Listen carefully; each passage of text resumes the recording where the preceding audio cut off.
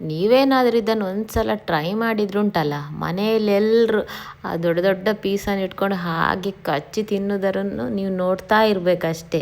ಯಾಕೆಂದರೆ ಅಷ್ಟು ಸೂಪರ್ ಆಗ್ತದೆ. ಹಾಗೆಯೇ ನಿಮಗೆ ಉಳಿಯೋದು ಕಷ್ಟ ಹೀಗೆ ಮಾಡಿದರೆ. ಅಷ್ಟು ಸೂಪರಾಗಿ ಮನೆಯವರೇ ಮುಗಿಸಿ ಬಿಡ್ತಾರೆ. ಅದಕ್ಕೆ ಮಾತ್ರ ಚಿಕನ್ ಈ ರೀತಿ ದೊಡ್ಡ ದೊಡ್ಡದು ಪೀಸ್ ಇರಬೇಕು.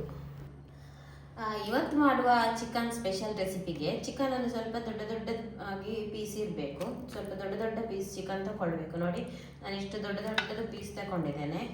ಈ ಬಿರಿಯಾನಿಗೆಲ್ಲ ತಗೊಳ್ತೇವಲ್ಲ ಹಾಗೆ ದೊಡ್ಡ ದೊಡ್ಡ ಪೀಸ್.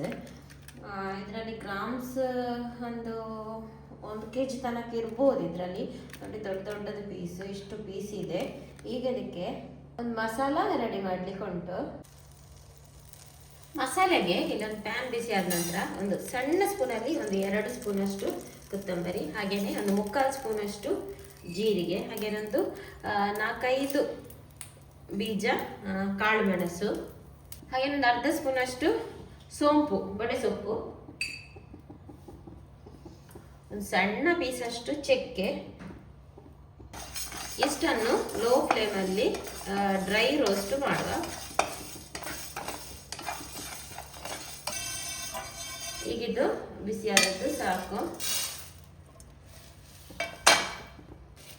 ಈಗ ಅದೇ ಪ್ಯಾನಿಗೆ ಒಂದು 20 ಮೆಣಸು ಹಾಕ್ತಾ ಇದ್ದೇನೆ. ಅಷ್ಟು ಚಿಕನಿಗೆ ಒಂದು 20 ಮೆಣಸು ಬೇಕು. ಚಿಕನ್ ಕಡಿಮೆ ಅಂದರೆ ಕಡಿಮೆ ಹಾಕೊಂಡ್ರಾಯ್ತು. ಇದಕ್ಕೊಂದು ಅರ್ಧ ಸ್ಪೂನಷ್ಟು ಎಣ್ಣೆ ಹಾಕೊಂಡು ಇದನ್ನು ಲೈಟಾಗಿ ಫ್ರೈ ಮಾಡಿದರೆ ಸಾಕು. ತುಂಬ ಕಪ್ಪಾಗುವಷ್ಟು ಅಲ್ಲ, ಇಷ್ಟು ಫ್ರೈ ಆದದ್ದು ಸಾಕು. ಸ್ವಲ್ಪ ಇದು ತಣ್ಣಗೆ ಆಗಲಿ.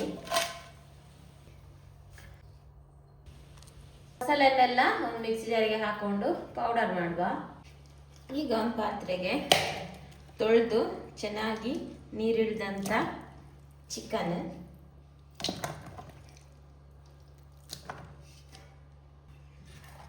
ಇದಕ್ಕೆ ಈ ಪುಡಿ ಮಾಡಿದಂಥ ಮಸಾಲೆ,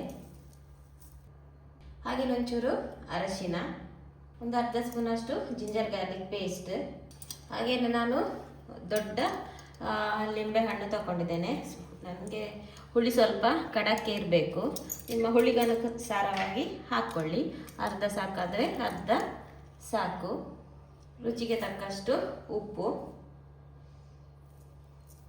ಹಾಗೆಯೇ ಒಂದು ಸ್ಪೂನಷ್ಟು ಎಣ್ಣೆ. ಇಷ್ಟನ್ನು ಹಾಕ್ಕೊಂಡು ಚೆನ್ನಾಗಿ ಇದನ್ನು ಮಿಕ್ಸ್ ಮಾಡುವ. ಬೇಕಾದರೆ ಒಂದು ಸ್ವಲ್ಪ ನೀರನ್ನು ಚಿಮುಕಿಸ್ಬೋದು, 1 ಸ್ಪೂನಷ್ಟು, ಜಾಸ್ತಿ ಅಲ್ಲ.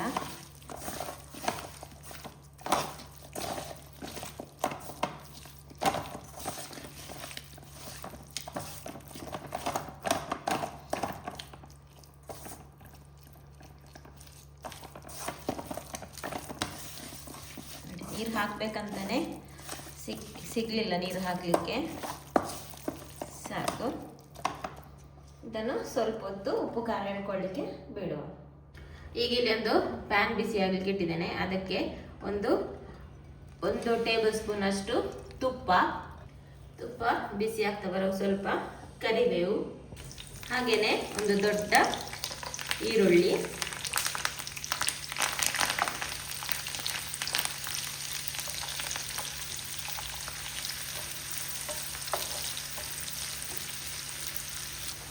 ಈರುಳ್ಳಿ ಸ್ವಲ್ಪ ಫ್ರೈ ಆದಮೇಲೆ ಈ ಮಸಾಲೆ ಹಾಕಿದಂಥ ಚಿಕನನ್ನು ಇದಕ್ಕೆ ಹಾಕುವ.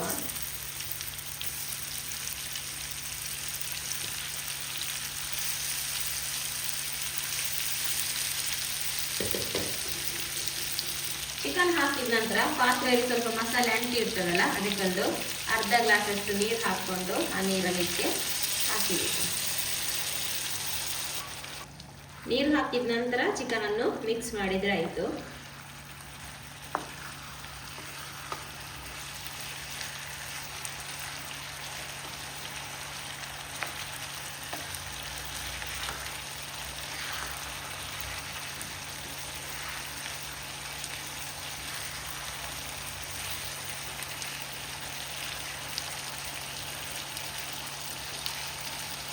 ಇಲ್ಲಿ ನನಗೆ ಒಂದು ಹೇಳಲಿಕ್ಕೆ ಮರ್ತೋಯ್ತು. ದೊಡ್ಡ ದೊಡ್ಡ ಪೀಸ್ ಚಿಕನ್ ತಗೊಳ್ತೇವಲ್ಲ, ಅದಕ್ಕೆ ಕಟ್ಸ್ ಹಾಕಿದ್ರೆ ಆಯಿತು. ಕಟ್ಸ್ ಹಾಕಬೇಕಾಗ್ತದೆ. ದೊಡ್ಡದಾದರೆ ಮೀಡಿಯಮ್ ಸೈಜ್ ಆದರೆ ಕಟ್ಸ್ಬೇಕು ಅಂತ ಇಲ್ಲ. ಈಗ ಚೆನ್ನಾಗಿದು ಮಿಕ್ಸ್ ಆಯಿತು. ಇಲ್ಲಿ ಇದನ್ನು ಮಿಕ್ಸ್ ಆದ ನಂತರ ಮುಚ್ಚಳ ಮುಚ್ಚಿ ಲೋ ಫ್ಲೇಮಲ್ಲಿ ಇದನ್ನು ಬೇಯಿಸಲಿಕ್ಕೆ ಒಂದು 10 ನಿಮಿಷದ ನಂತರ ನೋಡಿದ್ರೆ ಆಯ್ತು. ಮಧ್ಯೆ ಒಮ್ಮೆ ನೋಡಿದ್ರೆ ಆಯ್ತು ಡ್ರೈ ಆಗಿದ, ನೀರು ಬಿಟ್ಟಿದ ಅಂತ. 10 ನಿಮಿಷದ ನಂತರ ಚೆಕ್ ಮಾಡುವ. ಪೀಸ್ ದೊಡ್ಡ ಉಂಟಲ್ವಾ, 10 ನಿಮಿಷ ಬಿಡುವ. ಲೋ ಫ್ಲೇಮಲ್ಲಿಟ್ಟು 10 ನಿಮಿಷ ಬಿಟ್ಟದ್ರಿಂದ ಚೆನ್ನಾಗಿ ನೀರು ಬಿಟ್ಟಿದೆ ನೋಡಿ. ಸ್ವಲ್ಪ ಜಾಸ್ತಿಯೇ ನೀರಿತ್ತು ನಾನೊಂದು 2 ನಿಮಿಷಕ್ಕಿಂತ ಮೊದಲು ನೋಡುವಾಗ. ಈಗ ಇದನ್ನು ಓಪನ್ ಇಟ್ಟು ಕೂಡ ಹೈ ಫ್ಲೇಮಲ್ಲಿ ಬೇಯಿಸ್ಬೋದು, ಅಥವಾ ಮುಚ್ಚಿಕೊಂಡು ಕೂಡ ಹೈ ಫ್ಲೇಮಲ್ಲಿ ಒಂದು 5 ನಿಮಿಷ ಬಿಡುವ. ಆಗ ಬಿಟ್ಟ ನೀರೆಲ್ಲ ಡ್ರೈ ಆಗ್ತದೆ. ಮತ್ತು ಚಿಕನ್ ಸಾಧಾರಣ ಬೇಯ್ತಾ ಬಂದಿದೆ ನೋಡಿ. ಕಾಲಿನ ಎಲುಬಿನಿಂದ ಮಾಂಸ ಎಲ್ಲ ಜಾರ್ತಾ ಇದೆ ನೋಡಿ.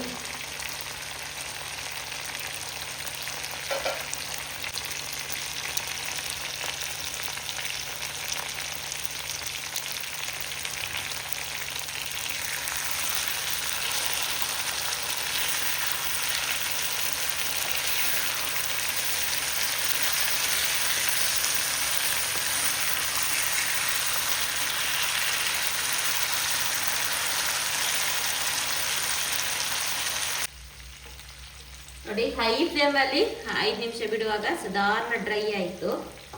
ಈಗ ಚಿಕನ್ ಒಳ್ಳೆ ಬೆಂದಿರ್ತದೆ. ಬೇಕಾದರೆ ಚೆಕ್ ಮಾಡಿಕೊಂಡ್ರೆ ಆಯಿತು. ಕೊನೆಗೆ ಸ್ವಲ್ಪ ಕೊತ್ತಂಬರಿ ಸೊಪ್ಪನ್ನು ಉದುರಿಸಿ ಮಿಕ್ಸ್ ಮಾಡಿ ಗ್ಯಾಸ್ ಆಫ್ ಮಾಡಿದರೆ ಸಖತ್ತಾದ ಚಿಕನ್ ರೋಸ್ಟ್ ರೆಡಿ ಆಗ್ತದೆ.